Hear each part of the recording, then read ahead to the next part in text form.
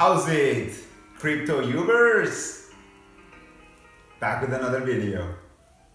In today's video, we're going to talk about the volatility.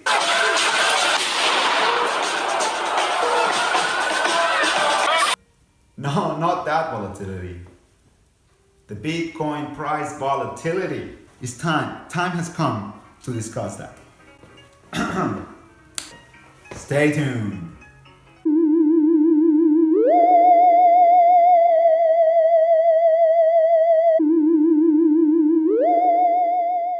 Hey, welcome back you guys. Now, Bitcoin's price volatility, it's mainly an expression of its size of the market as a currency. It's actually a very small global currency.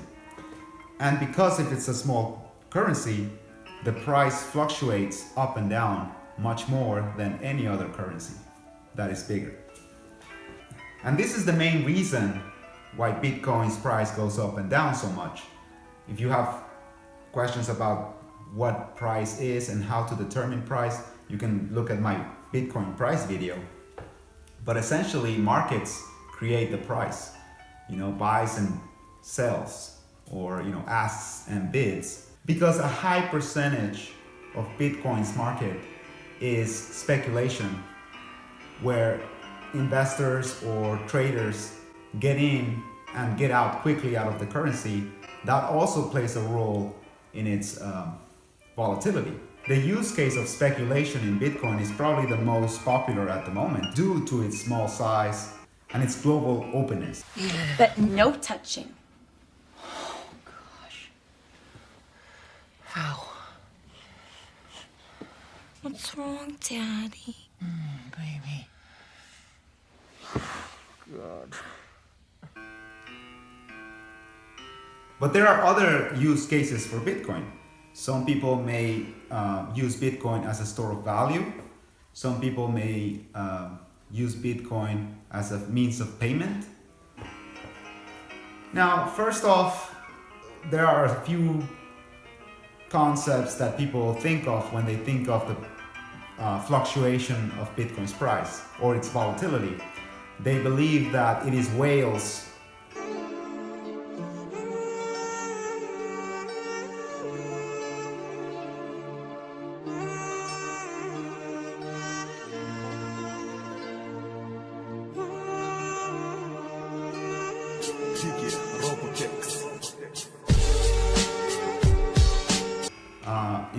large investors and people who hold very large amounts of Bitcoin getting in and out of the market and thus causing big fluctuations in the price. However, that's not really the case.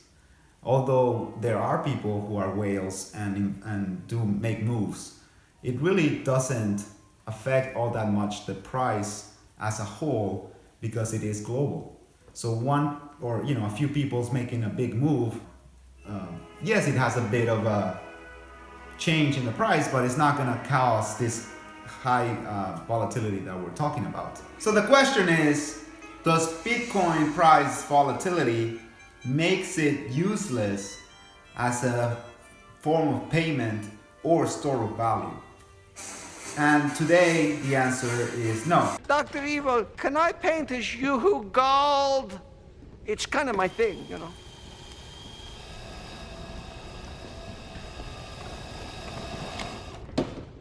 How about new, you crazy Dutch bastard?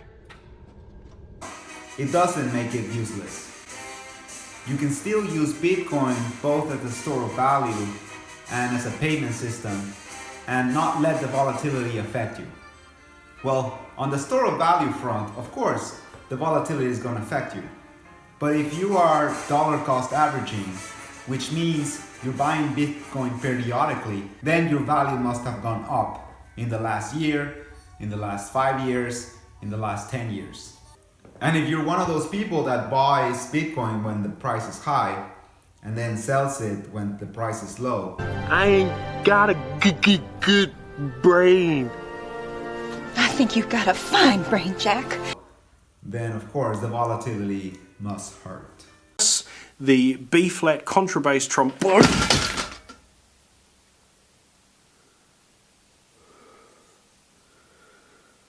Now, what about as a form of payment? Gladly pay you Tuesday for a hamburger today.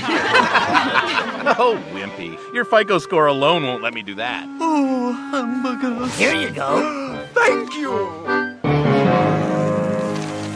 Oh, sweet hamburger. Stop, please. I'll suck your dick. Well, blow me down. I'd gladly pay you Tuesday. Well, as a form of payment, you can still use Bitcoin today and avoid its high volatility by transforming that Bitcoin into your own currency. At the moment, you would have to use an exchange, some third party that would allow you to convert Bitcoin to dollars. The technologies behind implementations that are making it possible for Bitcoin to be transferred into other currencies very seamlessly and fast, and sometimes even without the need of a third party. Or with some kind of escrow service where the third parties don't really have control of the Bitcoin or the currency that is being traded for. And these technologies are fascinating because they're the ones that are going to make Bitcoin usable as a payment system in which everyone can transact. Oh, wait a minute. Somebody, Angie. That's not possible. He just paid with an apple. Show her. What? No, like, what do you mean an apple? Like an apple you eat like? Yes, you seen it right there. What is this? Apple Pay? Apple Pay? Yes. Wow. Sophisticated. Well, what's that? This is sophisticated. I've never seen it. Grab any apple from like the store, it works. But this is not an apple. It's just like a Yeah, it's a real apple. A real apple. Well, it is, but they took out the headphone jack, so I'm kind of mad about that. Yeah. The more users that start using Bitcoin to pay for things, and merchants and wallets and exchanges and even speculators, when they grow, the Bitcoin price will start to be steady. At least that's what Satoshi was probably intending when constructing Bitcoin.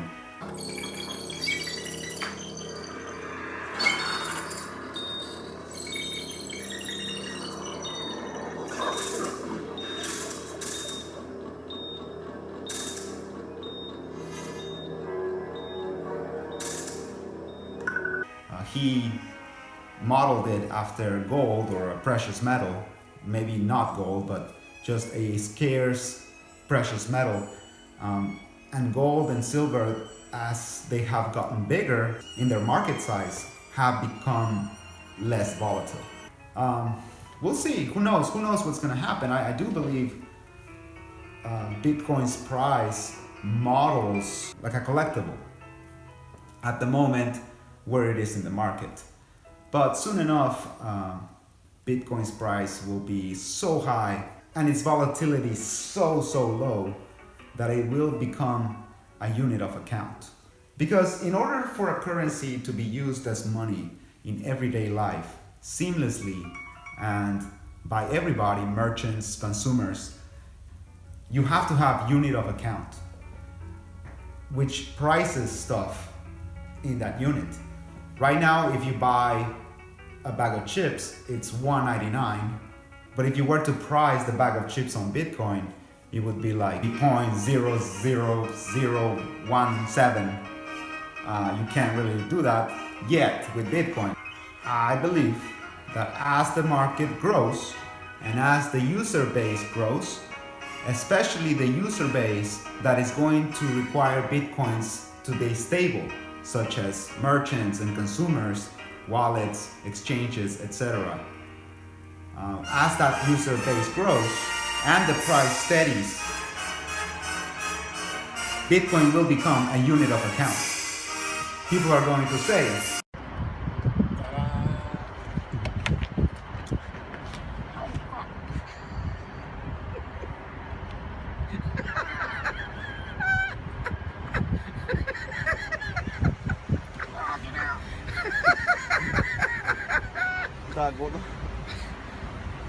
Use your stomach muscles. You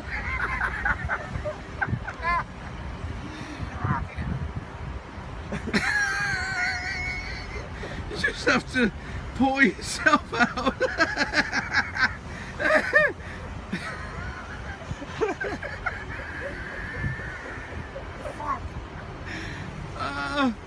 Jesus.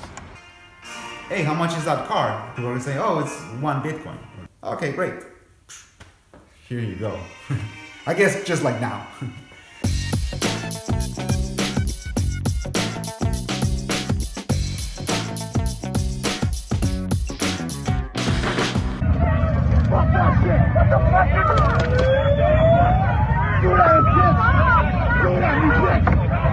It's a volatile world out there right now.